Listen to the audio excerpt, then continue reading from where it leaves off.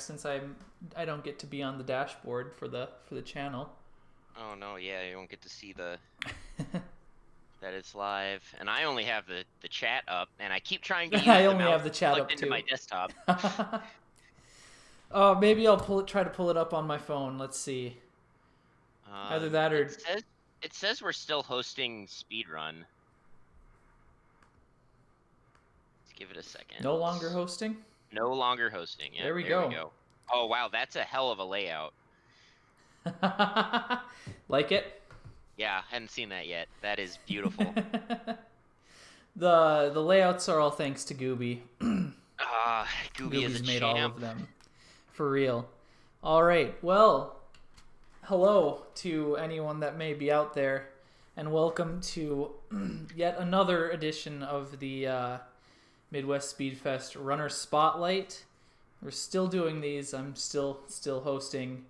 I'm Newt, and today I'm joined by pretty much have legendary status at this point within the speedrunning community at whole. It's SecksWrecks. I don't know about that. SecksWrecks, aka Pringle Daddy, aka well, the reason we're here right now. So yeah, we can talk about that. Yes, which we will. I do want to say a couple of things right off the bat. Midwest Speed Fest has Midfall Speedball coming up in a couple of weeks on the 15th through the 17th. Look out for that. And look out on this channel 2 days from now. On Sunday will be the reveal for the schedule, which I got a peek at, and it's it's a powerful schedule. It is for this marathon. It's quite the schedule. I'm getting so hyped for that.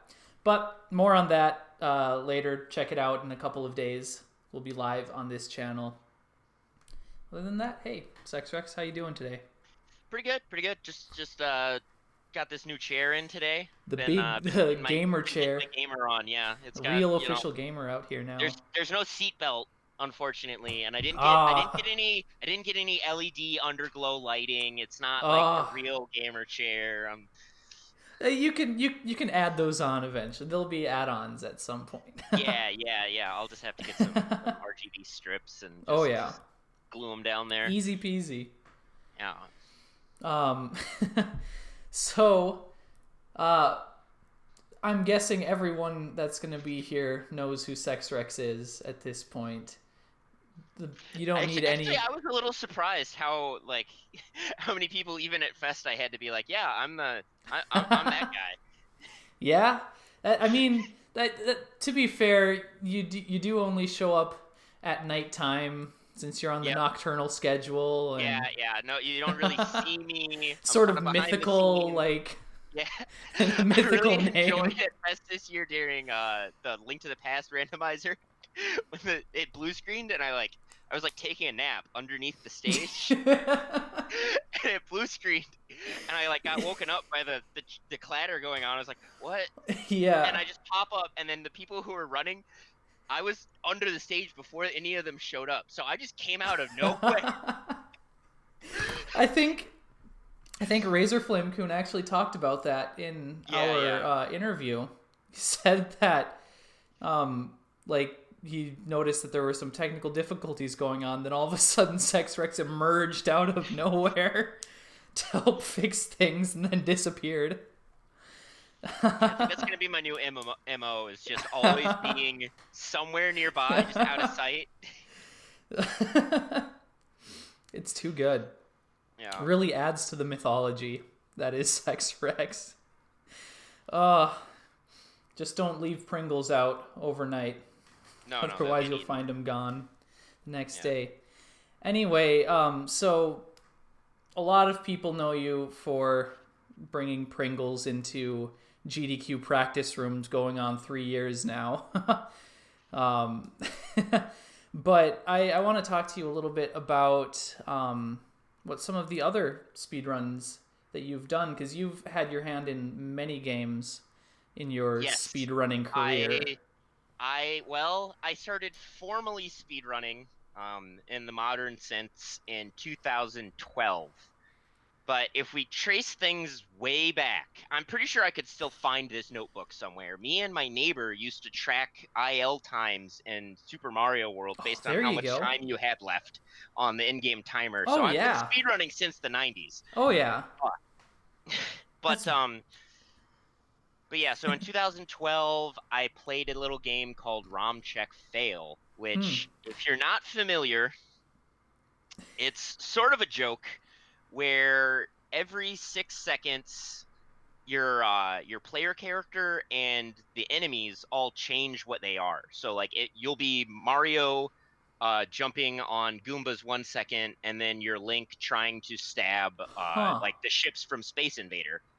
And it's basically like in 2012 there were randomizers. They weren't anywhere near what they are now. Yeah, It was like yeah. an afterthought. Like people like played rando like maybe once or twice and then put it down. It's like, oh, that was cool, but I'm gonna go back to playing the real game. Yeah. So trying to get people interested in ROM Check Fail back then, it didn't happen. The game hmm. it never went anywhere. I picked up Majora's Mask for a little bit after that. hmm. Fell into Super Mario 64 for a while. Oh yeah. Who doesn't? Yeah, who doesn't? As Party Man X put it, I for a few years I picked up the most SRL expletive games possible. Yeah. Yeah, I can see that. Uh, Um oh, you were go saying? on. Well, so then things kind of, in 2014, I attended my first AGDQ, Okay. and I don't know, I had already done it then. So at some point in 2013, I joined a blind race of Chester Cheetah Too Cool to Fool on the SNES, Yeah. and I finished it, and it took me 2 hours, and by the time I finished it, the playthrough that I like, because there's limited continues, so the playthrough that hmm. finished was only like 16 minutes long. So I was like, I can do that way faster, and I got my time in that down to like 12 minutes or so. And in researching the Chester Cheetah video game lore, I learned about the sequel, and Yes. I started running that Chester Cheetah's Wild Wild Quest. Wild And Wild Quest. so at AGDQ 14, during the bonus stream, rest in peace, Rest in peace. I did Chester Cheetah's Wild Wild Quest. That was my first like time on the stream. Okay. Uh, I was wondering, because the earliest recorded anything that you can find is just from SGDQ 2016, which 20. It should be my. I ran Chester Cheetah in 2015. 2015. Okay. Yeah. Okay. Yeah. So then, let's see here. Fast forward, like literally 2 weeks after AGDQ 14, I got my job, and that made me miss SGDQ 14 Mm-hmm. and AGDQ 15. But I was dead set on going to SGDQ 15. I started Mm-hmm. saving up because if those of you playing the home game, SGDQ 2015 was the first year that it had moved to Minnesota. So I Yes. was anticipating a road trip to Colorado or Salt Lake City. I think it was in Colorado. I think it was It in was in Denver. Denver. Yeah. Yeah, yeah. So I was anticipating a road trip to Denver. And then they announced that it was going to be in Minnesota, and I was like, "Oh, I guess I just get to go for free now." And then yeah, and then I was like, let me just throw Chester Cheetah at the wall and see if it sticks. They do that whole silly games thing at SGDQ. Maybe I'll get into that. And lo and behold, Lo and behold. it slipped in there. I wore a Cheetah Kigurumi. Trihex dumped a cooler full of bags of Cheetos over my head. It was it was an experience, to say the Yeah. least. No kidding. Um. Yeah. I guess at that point of time and earlier on, like maybe 2013, 2014, what was it that initially got you involved with the speedrunning community? So what got me involved in this speedrunning community? So actually it's a few things. So I had known about ZeldaSpeedrun.com Yes. Okay. previously due to my interest in Majora's Mask. There's Mm-hmm. actually a trick in Majora's Mask called Goron boosting, where if you drop a bomb and you put on the Goron mask, if you take damage while you're in the air from doing like the ground pound attack, Mm-hmm. you'll bomb recoil. So you can go straight up and then bomb recoil forward. And you can use that Hmm. to get over the fence into the Great Bay area. And I actually figured that out on my own Oh, and then yeah. went online like, whoa, does anyone else know about this? This is really cool. You could like skip items with this. And that's when I learned that there's a whole community of people involved in that. And I kind of Yes. put that in my back pocket. And then I want to say like, oh, well, so it was 2012. So it would have had to have been like March or April after I was back. So like the winter of 2012, Mm-hmm. I was in California. And then I came back to Minnesota in April or so. And that was when um, Narcissa Wright was pushing down the Wind Waker time. You know, back That's then right. Wind Oh, Waker yeah. HD didn't even exist, so it Oh, was yeah. just the GameCube one. And I remember those runs. yeah, yeah, it was the big push for sub 6 hours. Yes, that's right. Any percent sub 6 hours, you had to get good luck with where the gale would send you. It was so dumb. And watching that got me involved in the whole like Twitch speedrun scene. Mm-hmm. Uh and that was like 3 or 4 months after Twitch started. I got in really early and I didn't even realize that Yeah. at first. Was it Twitch at that point, or was it still Justin It TV? was like I said, it was like 3 or 4 months after Okay, the after switch from after it Justin went to TV. Twitch. Yeah. Yeah. Okay. So yeah, 2012 it was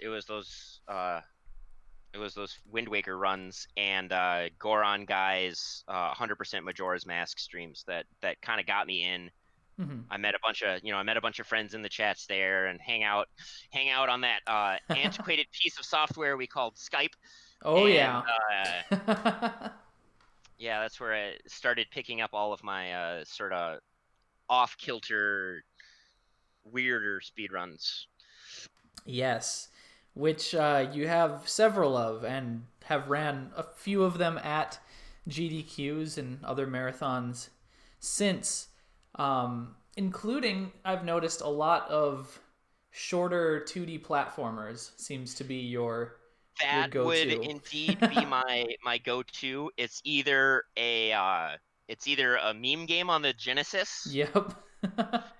or a 2D indie platformer. Let me see what other Genesis meme games I can just. Oh, that's Too Cool to Fool Too Genesis. cool You to don't want to fool. play Yep. that. You want to play Wild Wild Quest Genesis. The Too Cool to Fool port on the Genesis is actually garbage. Is it? Um, yeah, it's like unplayable. Oh God. Uh, I've actually never finished it. Really? Like, what Yeah. about it is unplayable? How? So there's there's a level. It's the third level, and it has a trick that I affectionately refer to. Sorry, There's an entire community of a whole 3 runners. Hey, it's more than some communities. Yeah, this one, Gooby, Crystal's ponytail. Got the complete inbox. I used to just have a loose cart of it so I bought the loose cart at Yeah, a at yeah. a at a store called Star World. It's Star Land. I always mix those two up. Starland. The difference between Super Mario World and Super Mario Land is really big, and the difference between Star World and Star Land, well, one of them doesn't exist. What? So we went to that store, and I saw Crystal's ponytail for like $3, and I was like, yeah, why not? It's Crystal's ponytail. I had been vaguely familiar with the game. I think I had played it on emulator once, like back when I was going through I'm gonna play Wait, all so these you games knew on of it emulator. beforehand? Yeah, so I had known Okay. of it, and I picked it up, and I did a bunch of like dicking around for the rest of that that GDQ. I also bought a copy of Toys on the SNES, which is a great movie, an awful Toys. game. Yeah, it's a Robin Williams movie. It's super Oh, surreal. It's yeah, yeah, awesome. yeah, Yeah. The game for that terrible. yeah. Of course it is. So I get back from AGDQ and I'm hanging out with my friend Panda the Bear, Panda T Bear, Hmm. and he discovers there's fast travel in Crystal's ponytail. There's like warp points that I just didn't even realize were warp points. So we just totally broke the route wide open, and I had world record for a long time until someone beat my luck. Because Ooh, Crystal's ponytail is all about luck. is yeah. As you explained in your run, because that was one of the games that you ran at SGDQ 2016. Yes, that Do I was have one that of I correct? had Yeah. 2 runs at SGDQ 16. Which was that one, and then Celeste a Classic. little yes, a little game called Celeste. For those of you that don't know, TGH was not the first person to run Celeste at a GDQ. No, he was not. That was indeed SecksWrecks. Yeah. Um, when I was rewatching that run, I was going through the comments on the VOD, and it was really interesting to see a lot of people that watched that video after the main game had Oh come out. yes, the most of the comments came afterwards. Yeah, There were very few. what's a Celeste? What is a Celeste? Um, yeah, that was one of the. That was I picked up that game. So actually, Kevin, I'm not even gonna try to say his last name. He told me how to say it correctly one time, and I don't remember. From Power Up Audio. Mm-hmm. Uh, so they do the sound mixing for SGDQ. Yes. So actually, at SGDQ 15, he was showing off Celeste Classic to some people in like the practice room, and I Mm-hmm. completely missed that. Oh And no.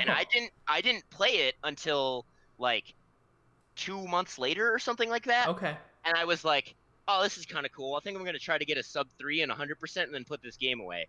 300 hours of gameplay and a 3-minute game later, I was playing Celeste at SGDQ and getting asked by the developers if I wanted to playtest the full release, which was like just completely Mind off the blowing. wall. Yeah. Yeah, I imagine. Jeez. So, how did you initially learn about Celeste Classic then? So there was this other game on Pico 8. So Pico 8 is a fantasy console. So it's like Mm-hmm. it's an old 8-bit computer that never existed. Yeah, And you basically run an emulator for it. And this game on there was called Limtris, and it was a mix between Lemmings and Tetris, and it was really fun. that's And I played awesome. that, and I went, huh, this Pico 8 thing's kind of cool. What are the other games on this? And back then, Celeste was like the highest rated game on there. I Okay. think it still is like either number 1 or number 2. And I played it, and I mean, it's not a very good story. Like you'd think there'd be some like big tail, or like maybe I was one of the lucky people who blind raced it at SGDQ that year. No, I just came across. I played a different game, Just, and then I was like, just "Are there other stumbled games?" across it and then Yeah, and stuck then with it. yeah, and started playing it, and then at that time there was a leaderboard moderated by someone who had run Towerfall, Matt Thorson's previous game. Mm-hmm. But it was pretty inactive, and that person was actually inactive as well. Our runs took over a month to verify sometimes. So I ended up seizing control of the original Celeste leaderboard on speedrun.com, and basically controlling that community. However, it was in that odd period where Discord wasn't really a thing yet, so there wasn't like a Celeste Classic Discord. It was just like 3 of us who talked on IRC and like Twitter. It was actually the majority of it took place in on the old Speedruns Live IRC server. Yeah. Okay. The channel was #HipCity, which was the channel I made for the people who were running the Chester Cheetah games, which was me and Bald Jared. And the Celeste runners were myself, Bald Jared, and Justin Jaffrey, the guy who was on my couch for the run. Yes. Who, Yep. like was explaining everything. Yeah. Which I could not. That I am so glad he literally came out.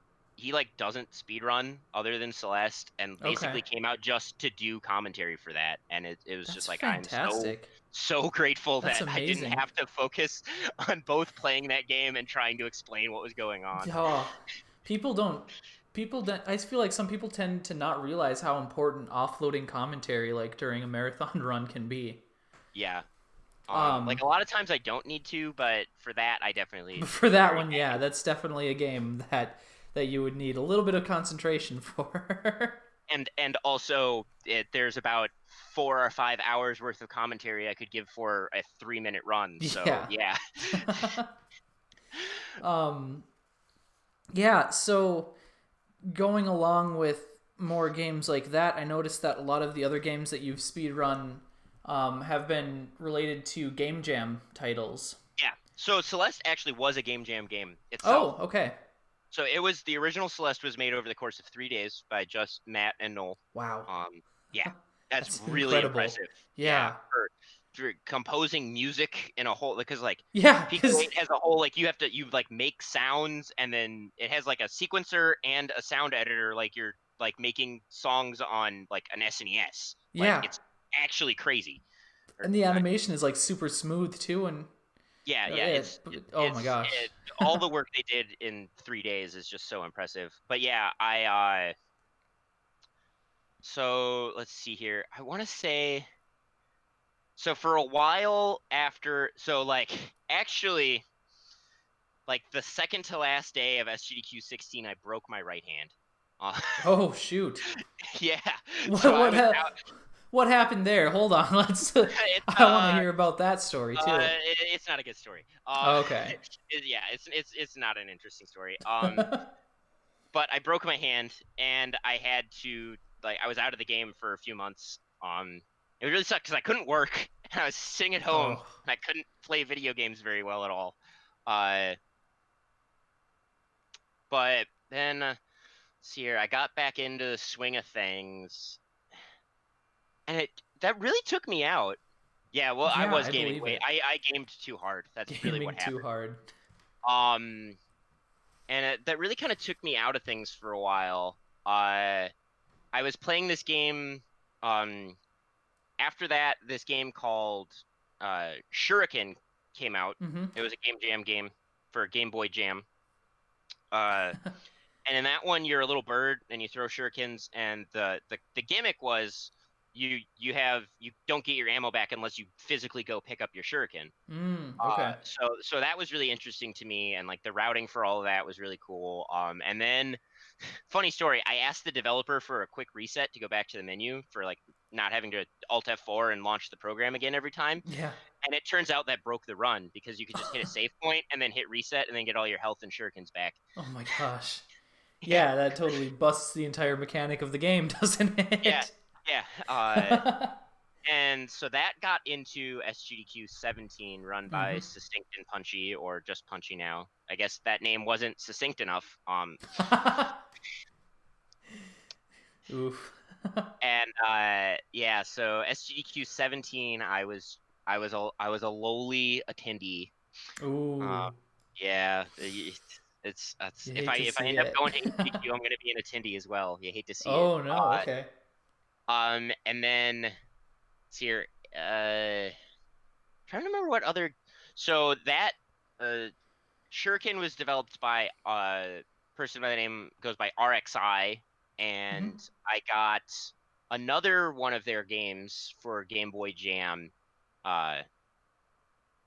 Wait, no, I didn't get a different RXI game in. I got a different Game Boy Jam game in. That's right. Spike Hike, right? Yeah, Spike Hike. Spike Hike is by Case Portman. And that was the following year's Game Boy Jam winner. And so what my favorite part of the Spike Hike story is, it was developed and released entirely while submissions for the event it got into were open. Oh my gosh. And didn't it win that Game Boy Jam? Yeah, it also won the overall in that Game Boy Jam. But like the fact that the game was developed, released, and I came up with a run for it and submitted it in that 1 week. No, during the game submissions for GDQ. Okay. Okay. Oh my gosh. Yeah, I got a game that I had only been running for like a day and a half in GDQ. Hey, that was a really cool run, though. I have to admit, that was really fun. I was very happy with that run. So I remember you practicing that a lot at the Pringles setup in the practice room. Yeah, and everyone was very confused that I was like playing a game that wasn't Pringles, and I'm like, yeah, well, this is the game I'm running, and they're like, you're not running Pringles? Like, no, they didn't want Pringles. It's a rough life out here for Pringles poppers. as we've heard, it's a practice room staple, but you'll never see it on the big stage. That's. Can we get an F for Yeah, Pringles? F's in the chat. And Big then F's. so yeah, uh wait, what did I run? No, I ran something at SGDQ 18. What did I run? That I can't. wasn't Oh, that was gift. Crystal's That was gift. Gift was gift. That's right. RXI's other Yeah. game. That's right. I Okay. can't even remember all the GDQ runs I've done. you've Yeah, had a few. it's 5 now. Yeah. That's like on the higher end of like your normal person, but then there's like the people who actually have had a lot of GDQ runs and they have like 13 plus, and it's like wow. Right. Yeah, I Um, know. I was on a little tangent on that. I was speaking to Konasumi, who was disappointed that he just broke his 6 GDQ streak of getting games into the event with this dang. coming up with this next AGDQ. Crazy. Hey, some people just play really interesting games. Yeah, or go through, cherry pick games that they think will be good for marathons and whatnot. Anyway, Mm-hmm. yeah, Gift was a cool game. That one was the one developed by the developer of Shuriken Okay. RXI, and that run went okay. It could have gone a lot better, but I think like the real highlight of that year at SGQ was commentating the the like 4 words I said during the Celeste race. But like getting to be a part of that and Yeah, actually meet Matt and Noel and all that was it's crazy. yeah.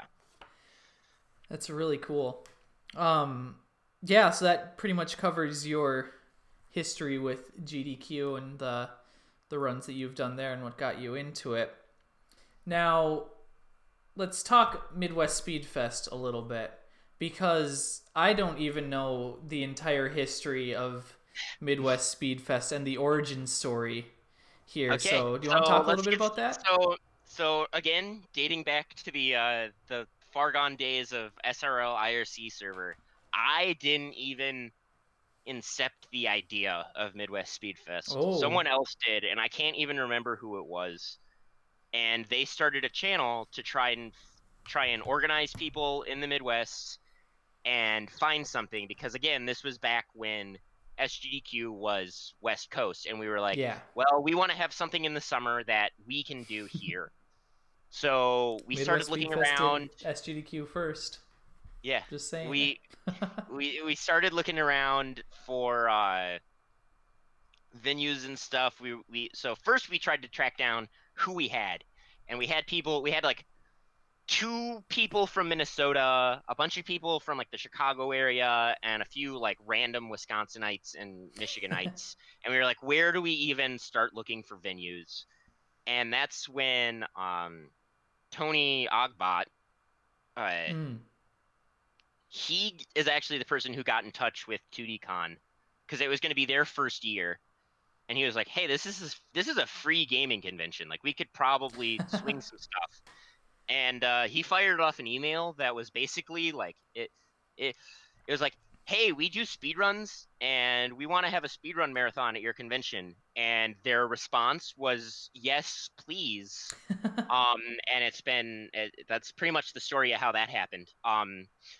And so then Tony and myself ran the first 2 events in 2015 and 2016. Okay. Funny story about 2015. we get there, setup day, and the hotel staffer says, all right, we're gonna have to get the guy who knows how to drop a line directly from the ceiling isn't here, so we're gonna have to get another guy to run a long ass Ethernet cable all the way around this room. Oh my god. So we do that, and that should have been a sign. That really should have been a Right. sign, because when they plug the Ethernet cable in, we have guest access. Oh no. Yeah. So we had Oh. basically no internet.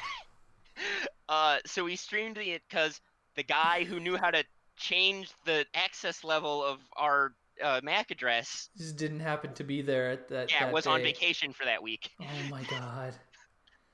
So Oh. so we streamed the first Midwest Speedfest event on Tony's 4G plan. Uh, entirely out of pocket from him. Oh Uh, no. that whole convention was in one room, including like the stage where there were bands playing. So if you can go and look at my VOD of my Super Time Force run, Do a Barrel Roll is playing a set in the background. Oh my god. And you can't hear me at all. It was a hot mess. Yeah. And then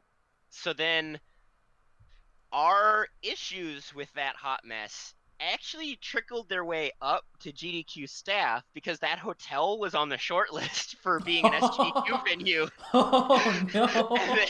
And they found out about all that and they went, oh no, we don't want to touch that. Like, oh, never mind. Turn away. Which is, so then 16, fast forward a little bit, probably like 2 months before, I don't remember the exact timeline, but it's not very long before 2DCon is scheduled to take place at that same venue. Mm-hmm. The 2DCon organizers find out that the hotel has been sold and that within the week it is going to be an extension of the Mall of America parking lot. That's right. Okay. So they scramble. 2016 was The year basically lost to time. almost didn't happen, and But as it far as still odds happened. are concerned, it That's... didn't happen. They scrambled and actually found their way into the DoubleTree in Bloomington, That's our right. old Yep. home. Bloomington So we were DoubleTree. set up for people familiar with the GDQ layout in the arcade room, which was for that event the LAN center and speedrun room. So this was like less than a month after Overwatch came out. So it was the Overwatch room and the speedrun room. Of course.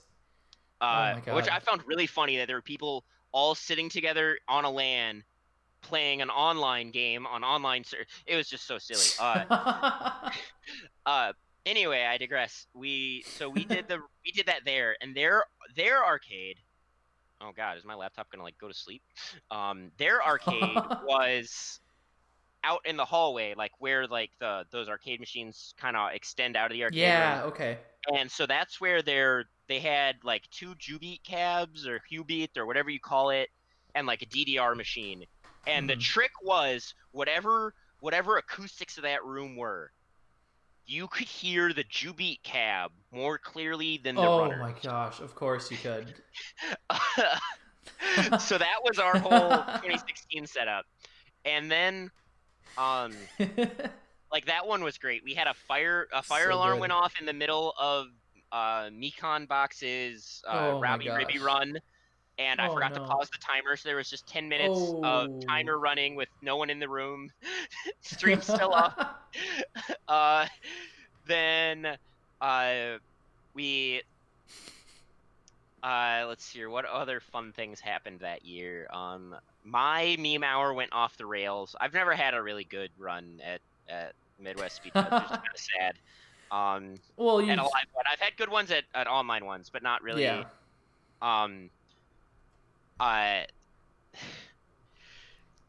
Our finale was Lisa the Painful, run by Studio. Okay, yeah. Or was it Joyful? I think it was Joy. I don't remember which one it was. It was one of the Lisa games. Yeah. And a friend of Midwest Speedfest, Kevin, I can't remember his last name, who's like a local head of the fighting game community. He shows up absolutely wasted with the 20-piece nuggets that he had just gotten, managing to get the girl at the Burger King drive-thru to let him walk through it. Oh my god. And without missing a beat, Tony, since you can't like tell someone who's that drunk to like just leave because you're being a drunk nuisance, because that's just gonna make them be like, I'm not a nuisance, you're a nuisance. Tony like played with him like a toddler, and licked honey mustard off of his finger at one point, and it was just Oh so my god. hilarious. And then That's like the best way to handle that, though. It's yeah, it really is. It is. He handled it so great. And then probably the so then we wrap up and we're cleaning up, and I'm sitting here looking at all these electronics that we were gonna leave turned on and like plugged in until the next morning when we were gonna do teardown. Mhm. And I go, that ain't right. So I start turning off the surge protectors. And I'm packing up like the stuff that I want to bring up back up to my hotel room. Yeah. And again, we're in the LAN room. And I didn't notice this at first, but a kind of a bustle started. Uh-oh. And then staff comes into the room. And important updates are pending. Remind me later. Staff comes into the room and comes up to us and goes, "Hey, what's going on here?" And I'm like, "Oh, we're just done for the night." And I'm packing up, and they're like, "Well, yeah, but like, what's up with the internet?" And I go, "Huh?" Oh no. I was never informed that our little like Linksys 5-port switch that I thought was just supplying power to like the Oh stream no. PC or supplying internet to the stream PC and like the gaming PCs and like any consoles. Turns out one of those Ethernet cables that was leaving that was going into the LAN for the LAN center Oh and then continuing out no. for the rest of the convention. So I just unplugged the internet for the whole convention.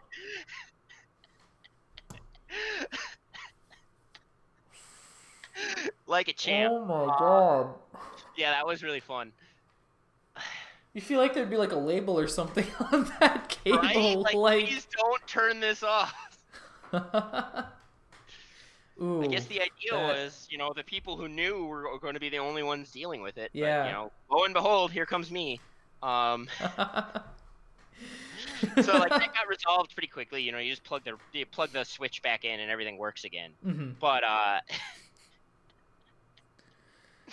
this is why Oh why my was god. everything being routed through us?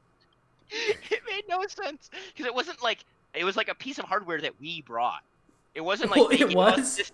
It's not like they gave us this switch to use. It was Oh my a switch gosh. we brought for our own work, and then apparently at one point the networking ended up with since we needed to be ahead of the LAN switch for quality of for like package handling stuff. Yeah. We were so I just okay. Um, Yeah, that was an interesting night after that. We proceeded to so I went back to Tony's hotel room and the guy who had the chicken McNuggets. I was there long enough. I came in basically just in time to hear him say something along the lines of or someone say to him, "Hey, you got to slow down and let everyone else drink more to catch up with you." And he said, "You can't trick me into not drinking," and took his Oof. bottle of gin back and then proceeded to pass out on the floor. So Oof. I imminent domained that bottle of gin and had a really good night. The rest of that night, uh, it was really good until the next day at work when I was sweating that gin out. That was Oh not very fun at my all. god. Uh, Yeah. but That's then never fun. so So this whole lost to times part. So fast forward 2 weeks, and no one has made highlights of the runs, and we forgot to bring a backup, extra a hard drive to make local recordings of any of the runs. So Ooh. that entire marathon just doesn't exist. Gone. Lost to time. Oh, there were some good moments in there too. Like Dang. we had Tony did a Let's Teach where we picked someone who was playing Overwatch to come learn how to do the save corruption run for Oh, Pokemon yeah. Red. Yeah. It was a lot of fun. That's That guy awesome. that guy he wasn't following directions very clearly, Oh but boy. Tony again handled it like a champ. Of And course. yeah, and that was a lot of fun. And then so moving on, 2017. 2017, yeah. Um, Tony backed out because he was still going to school at the time and had just started his full-time job like in his career as a network engineer. Mm-hmm. Um, and I totally understood he didn't have the time to Oh help yeah. me, and I was kind of doing it alone, and the crunch was just getting on me, and I was in I was in a not great place mentally. Yeah. Like so like maybe 2 months, less than a month during SGDQ 2017. I broke up with my girlfriend of 5 years, Mm. so Mm-hmm. I was not in a good place, Yeah. and I did not feel that I could provide an experience worth participating in for the runners or anything. So part of my philosophy for the marathon is it's more about an experience for the runners to come and have a good time, meeting other Mm-hmm. speedrunners from the area, and like just having fun playing speed games, and less about the stream itself. Like it's Yeah. still obviously about like the stream experience, but I always considered I was first and foremost I was about the people attending having Yes, of fun. course. And I was like, I cannot right now put on a like guarantee that the people who will be coming will be having a good time. And it was really late, and I made the call to pull the plug and cancel it. Mm-hmm. So that leads way back. So 2015, when we planned the event, they hadn't announced that SGDQ was moving to Minneapolis yet. Yeah. We set dates. We had started taking submissions, but we hadn't made a schedule yet. And they made the announcement, and basically 3/4 of our runners all dropped out. Basically, Of anyone who course. wasn't local to Minnesota dropped out. Because why would I go to Minnesota twice? Um, so we almost canceled it in 2015, and we pulled it back Oof. from the brink by getting a whole bunch of people to agree to still come. We had some pretty fun runs that year. We had Simply doing 120 star, or was it 70 star? I think it was 120 star. 120 star, because I think he did 70 star in 2017 then, Okay. Okay. So yeah. I don't remember I his think. run. I remember I got down on the floor and filmed a video of him plugging in his Hori, because plugs in Hori was a big meme at the time. Uh Mm-hmm. and before the run, there was this kid um who like sat down and started playing and like doing like let's play commentary of like Mario's stream of consciousness, and it was hilarious, but we had to get this run going because like Yeah.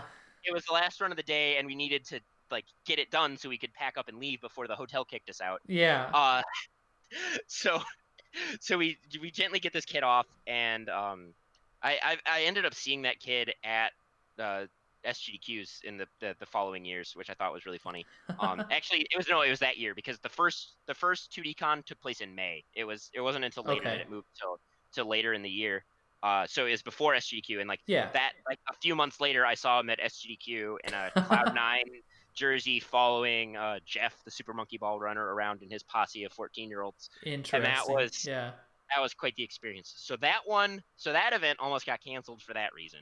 16, as I explained, well, they flattened the hotel, so that also almost got canceled. 17, I was pretty sure it was going to Oh. be the most canceled Midwest Speedfest ever, and then Cool Maddie of GDQ fame showed Yep. up Oh and was wow. just like out of nowhere. I don't even know how he heard that we were Yeah. canceling. He just like came into the Discord and was like, "Hey, I heard this is canceling, and I don't want that to happen. Wow. So what do I need to do to make it not canceled?" And he came in and basically helped. He did a majority of the heavy lifting and That's helped the incredible. people. I think Gooby helped out a bit. Josh helped out, and threw together Midwest Speedfest 17, which I was not healthy enough to be attending for any reasons. Yeah. So I missed out on that, unfortunately. Seems like it was a pretty wild time from what I've heard of the stories there. Uh, Yeah. and then I want to say that was the start of having. That was when Gooby really stepped up, and we started Mm-hmm. having the more events throughout the year than just our It flagship. was We because. so we had technically had an event at VGM Con 2. Oh Um, yes. or no, it was 3. Then Sorry, it was called VGM Con 3. Okay. Uh, Back when it was called Gamers Gamers Rhapsody. Rhapsody. Yeah. Uh, and so that one was just like a 1-day thing. It was like it was actually 19 straight hours of me restreaming runs. It was pretty rough. Uh, Oof. but yeah, so that was our first. That was technically our first out, not 2D con event.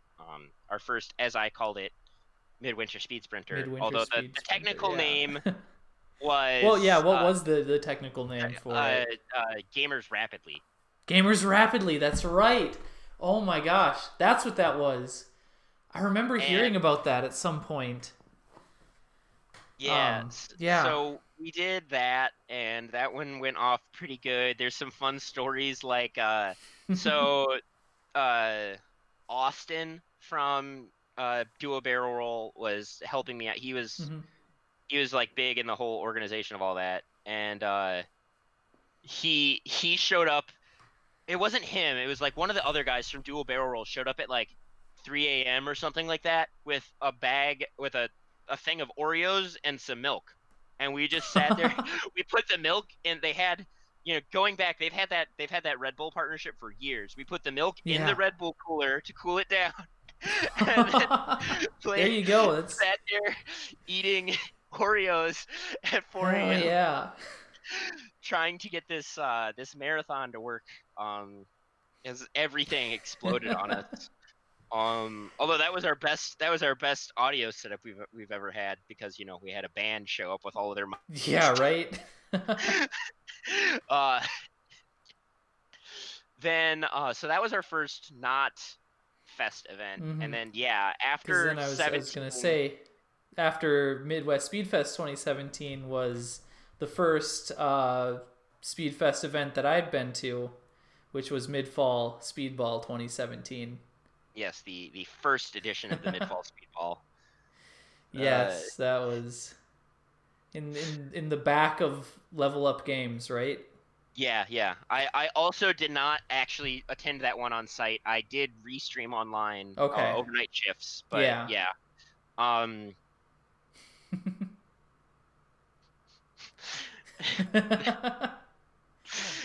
Hey, I had the mixer board figured out. It was some video You got capture a that mixer wasn't working board. that we couldn't figure it out. And that setup was weird. Like our stream computer was like across the room from the setup where the runner was. So we had these really long runs of cables everywhere, and it was Oh just a man. mess. Yeah. Yeah, so 17 was really when very weird Weird cheetah cheetah images. images. Oh my Yeah, god. that sounds like me if I'm remembering that time of what was getting posted. Those cheetah pictures. It was a good picture of a cheetah. Uh, then that was really when like Gooby really kicked it in and started Mhm. helping organize things. And like honestly, I've felt like I'm barely even doing anything lately. Because there's so many people like yourself who have stepped up to the plate and really helped make the Midwest Speed Crew what it is today. Want to help out with that because it's fun. Yeah, like I never imagined that when we got that first email back from Shauna, like, yeah, sure, you guys can have a marathon at our con, whatever. I never imagined we'd be broadcasting in 4 languages and raising thousands Right? of dollars. It's it's nuts. Absolutely crazy. Yeah, so You've that's helped make something pretty incredible. Um, in my opinion, one of the premier still grassroots speedrunning events in the country. yeah, we so at the time there had only been one event that wasn't hosted by GDQ Hmm. for at the time of Midwest Speedfest 15. There had only been one event, Limit Break, Yes, that sounds right. back when it was called Crystals for Life. They were the only event that had been in a public venue. Hmm. Everything else was every other live event that wasn't GDQ was like in at someone's house, like in a Yeah, basement like in a somewhere. basement. Interesting. Huh. So, oh wow. That's a lot to unpack. Yeah, so like It's we really were one of the first on the yeah. scene, and like I remember at SGDQ 15 I talked with Jeff. Oh, God, I can't remember his last name. His Twitter handle is Jeff in 3D. He's one of the lead Oh organizers yeah. for Calithon, and I actually helped convince him to try to start Calithon. Um, so that kind of really Yeah. brought up in our steed. And now there's other events like Buckeye Speed Bash is coming back next year. I kind of want to Buckeye go out to Speed that. That's gonna Bash. be fun. That takes place out in Cleveland. Yep. Um, Or Super Stigma Slam. yep, that was fun. I went out to that this year as well. Had a Mm-hmm. good time. It's always a blast. Yeah. It's it's a lot. And of course, yeah, I want. I mean, I don't speak for all of the volunteers, but I think for the majority of us, we love to help out with this event because it is a lot of fun. And yeah, thank you for putting this together to bring us all here to begin with. I, I brought a capture card and a computer and was like, hey, you guys bring your consoles and play video games and we'll stream it to the internet, and it worked out. And Um, here we are today. And Um, now I can open a drawer and there's like 3 capture cards I don't use in there, and like so much stuff. Why do I have so much stuff? hey, did you end up with any of the baguettes from I do this year's not have fest? a You single don't. baguette. Okay. Darn. Some of these interviews that I've done, I've seen them pop up every now and then. Few Dang, I should people have still stolen a have them. baguette. Should have. I was just like, I'm just gonna let them keep the baguettes, like those are Rocket's baguettes. I Where's think a my couple people have some, but I think the majority yeah. of them still are at Rocket's house. I Um, wanted to find my So in 2012, when I was getting into this, I bought an Easy Cap Easy capture card Cap. from a seller on Amazon that it was called Buy for Coins. They were based out of Hong Kong, and their Huh. logo was the Bitcoin logo. And I was like, this checks all of the red flags, but I'm gonna buy it But you anyway. And it was gonna like it have was like to. 2.99, and it worked. Kind of. That that's It had issues with like color sync with Genesis. So actually, my Crystal's Ponytail bot, I think it still might be that same run of Crystal's Ponytail, is in black and white. oh my Similar gosh. to my run of Crystal's Ponytail at Fest 18. That's kind of like that's just kind of how old capture cards work, like trying to get a hold of them then, because I think around that time I picked up a Dazzle that I found somebody selling on like eBay or Craigslist or something. Like didn't even know if it worked. It's from just some random person that had it. Oh man. Um so yeah, before we move on, if anybody in chat has questions, start spewing them out now. Otherwise, I also wanted to ask you what your current like speedrunning plans or ambitions are right now, or just seeing what Uh, comes along. yeah, so like there's a few games I have on my plate. I haven't run Goose Game in like 2 weeks. I got a PB. I got a really hot PB in Goose Game, and I had to put it down for a little bit. I'm probably going to submit that for the second round of AGDQ Yeah. submissions for Yep. games that weren't out yet. Um, this sounds really like I'm just trying to get into AGDQ, but basically there's a whole bunch of games that would qualify for that I'm running right now. But that's just what I Yeah. do is I run new games for a short period of time and then move on. That's just how I go. Um, Manifold Garden, which is like Okay. it's a first person puzzler kind of in the same vein as like Portal or Antechamber, where like get either get to the switch and press it to open the door, or put the block on the thing to Yeah. open the door to proceed. But the core mechanic is that it has gravity shifting, kind of like VV, Okay. but Yeah. it's in all 6 directions. Oh man, So it is a uh, that's it crazy. yeah, That's it's like, actually really it's a game that like I can't that. stop thinking about it. Yeah, I believe And it. like it's very visually stunning and just really it's it's so cool and like Yeah. and so like the thing about it is so since you can just change what direction the floor is, the speed run is maximizing the amount of time you spend falling to everywhere where you're I trying to go rather suppose. than Yeah. walking there. uh which is so cool. It's just lots That's of really awesome. cool techniques to fall a lot, and I'm working on that. I, I don't think that one has as much of a shot as getting in as Goose Game. I'm also not too super Yeah. sure if I'll get Goose Game in because there's people who There's a are lot better of than me people at that Goose have Game that have who ran are Goose gonna Game submit it. Yeah. already. Yeah. Um. Uh. Then like I was poking around at another game that recently came out called Creature in the Well, which is a it's like a top-down action game, but instead of just having like a sword, the gimmick is it's pinball.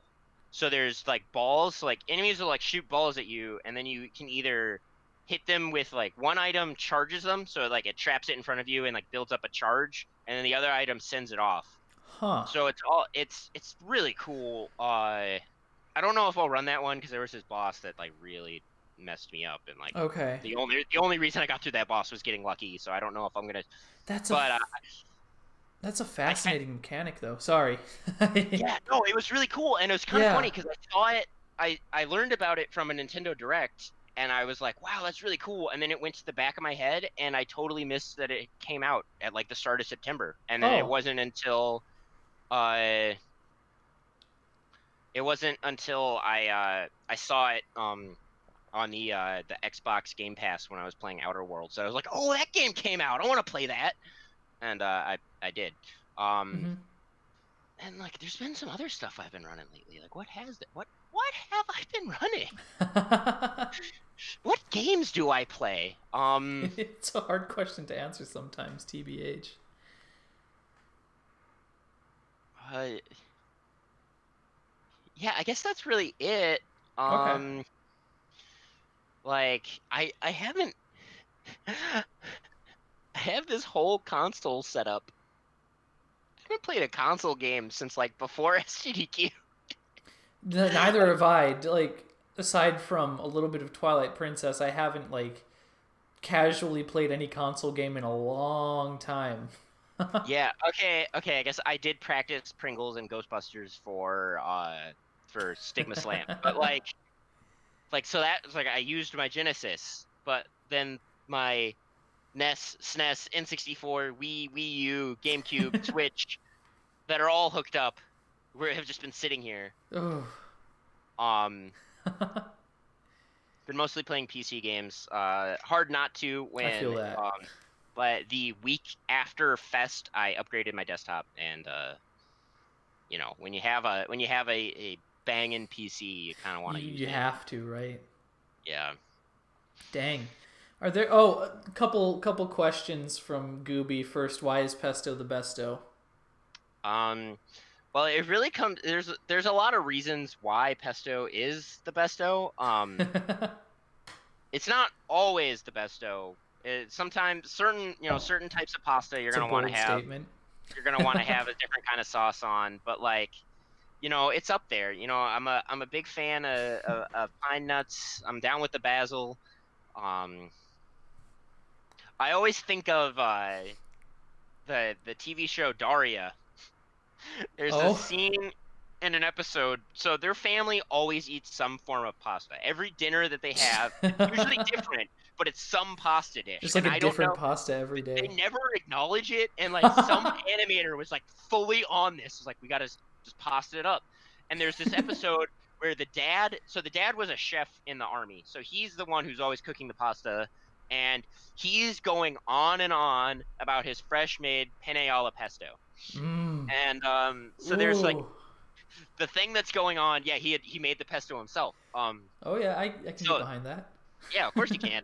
So like in the so Daria had helped make a painting for a contest about student life that was it was it was a positive message, but it was about like mental health and stuff, but like it used showing a harsh representation of negative mental health eating disorders to highlight the problem, whereas obviously the school was expecting the students to be like, don't do drugs, Yeah.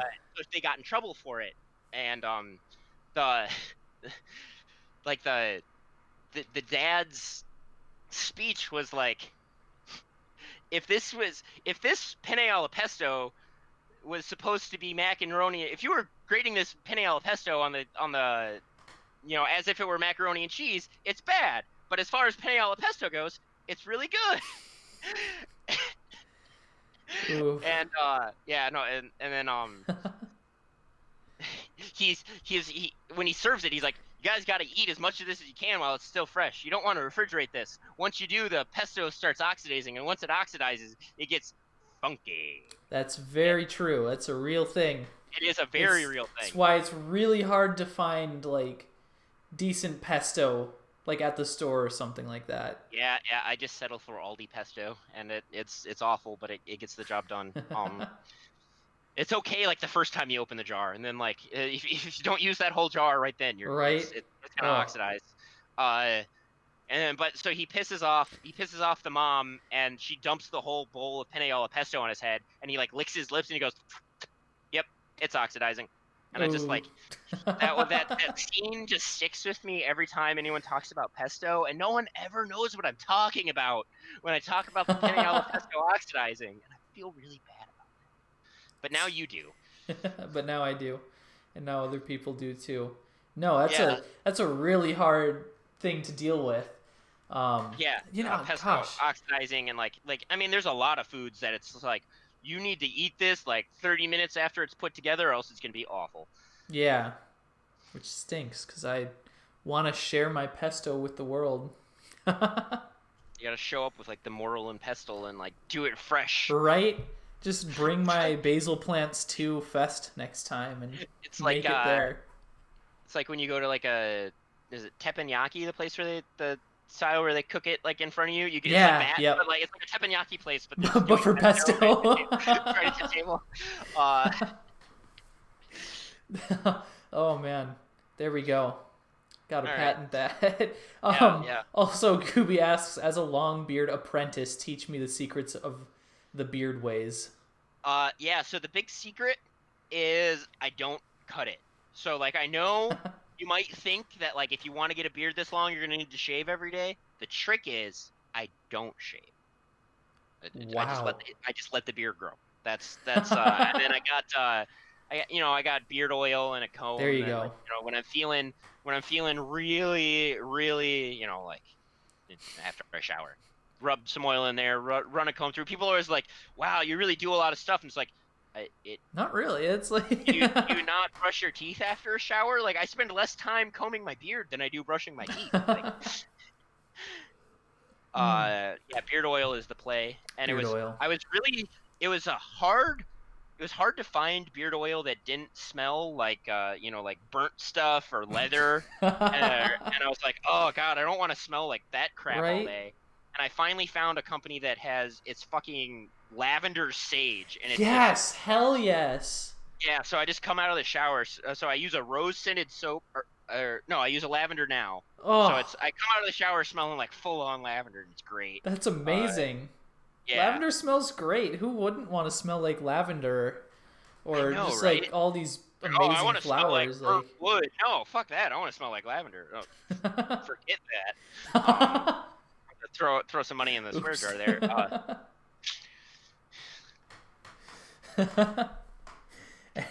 Anyway, yes, Scooby, you do need to get that beard oil. Get on that. Well, we've been going on for like an hour and 4 minutes now. Okay. Well, okay. I do want to ask you, what are some other things that you do in your spare time? Any other hobbies that you might have? Um. Well, we got the hobbies. One that people who are at the most recent fest might have seen me playing around with this bad boy here. Oh yeah. I'm not very fast at it yet, but I do. I treat it kind of more like a STEM toy, like a fidget It spinner. is. Yeah. No, it totally is. That's basically what it is for me. And then my other, the quote unquote edgy fidget spinner. Um, The butterfly so knife. it's dull. It's a trainer, so I'm not Yeah. gonna cut my hand open like doing this. But yeah, I just sit there and fiddle around with this. I bike. Awesome. I don't know. I'm playing Killer Queen Black lately. Yeah, like when you do as much stuff as I do in the speedrunning community, that's like all the time I have for hobbies. Yeah.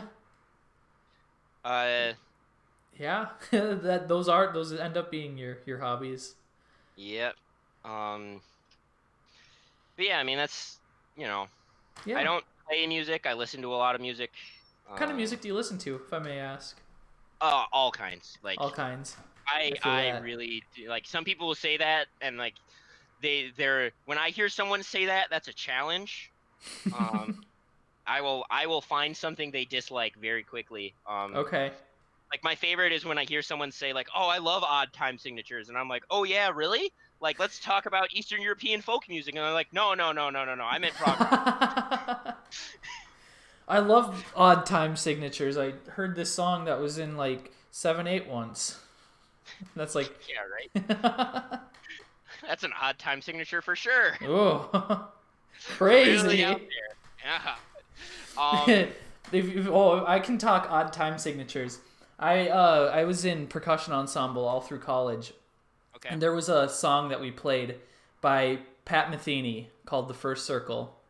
Um, that the most of the song was built around a 22/8 time signature, which was further subdivided into a repeating pattern of 12/8 and 10/8 or Okay. something That like hurts my that. brain to think about, so I'm just gonna stop thinking about that. But I understand odd time signatures. Percussion composers really like just throwing all time out the window.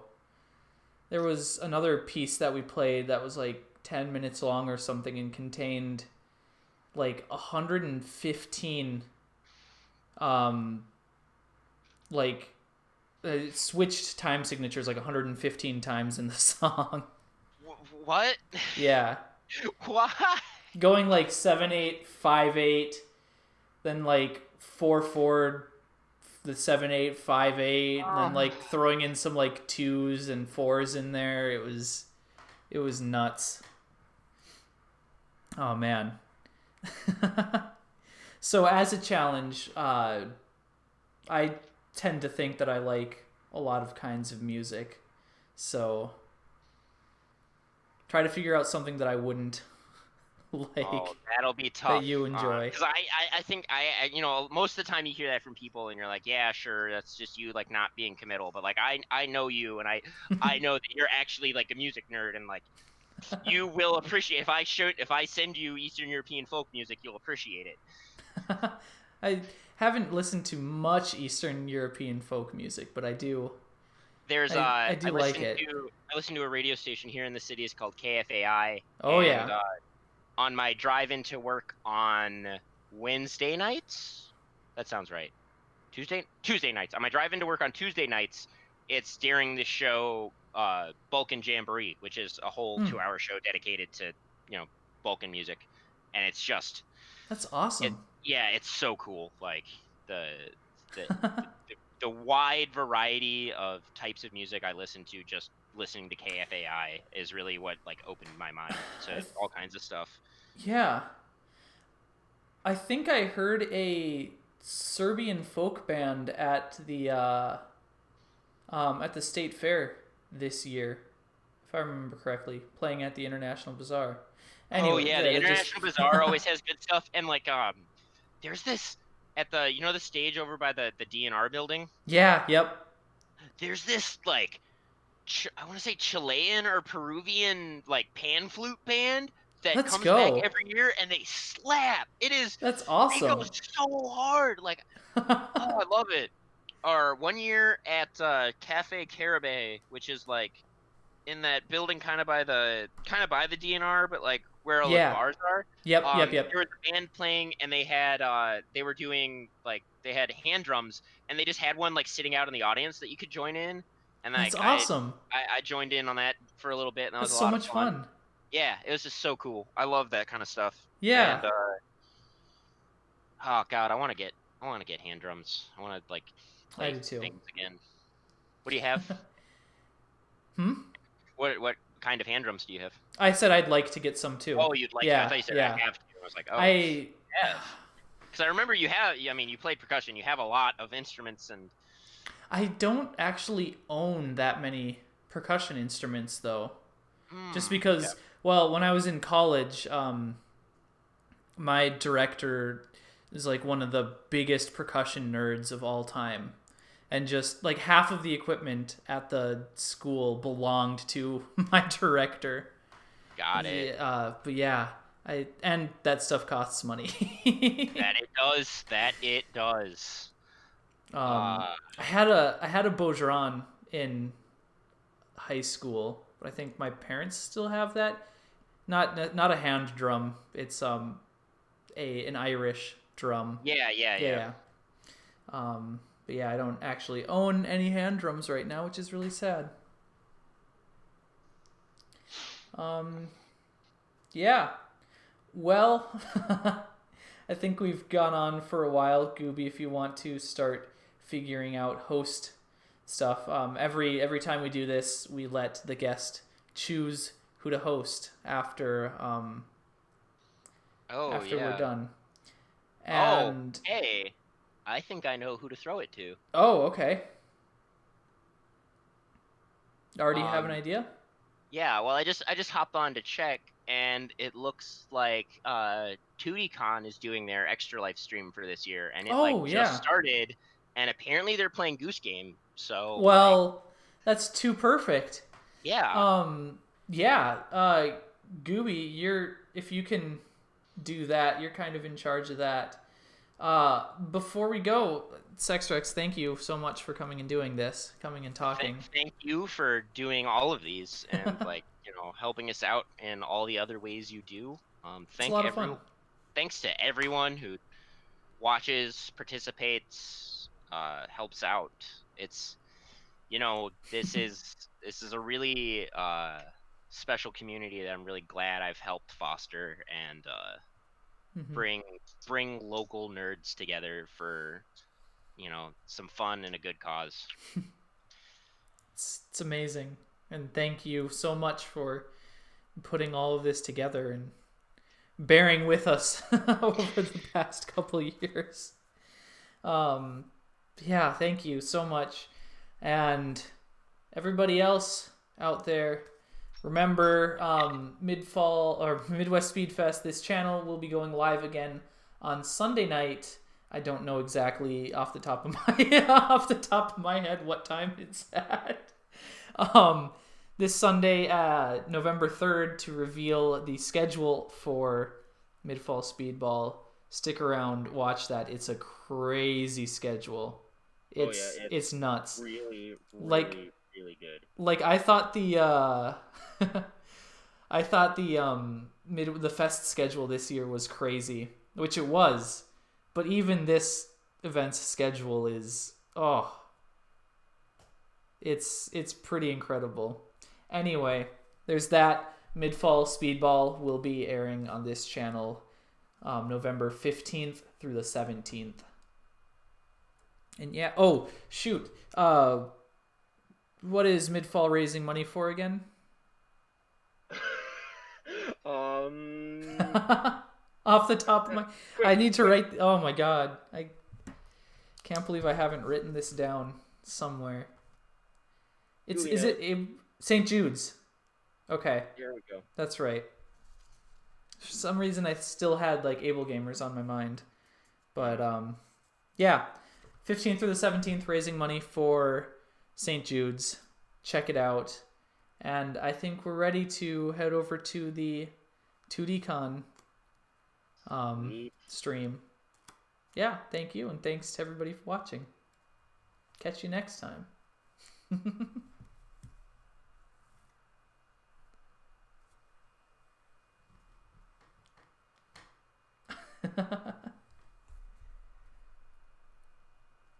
There we go. Oh, there we go.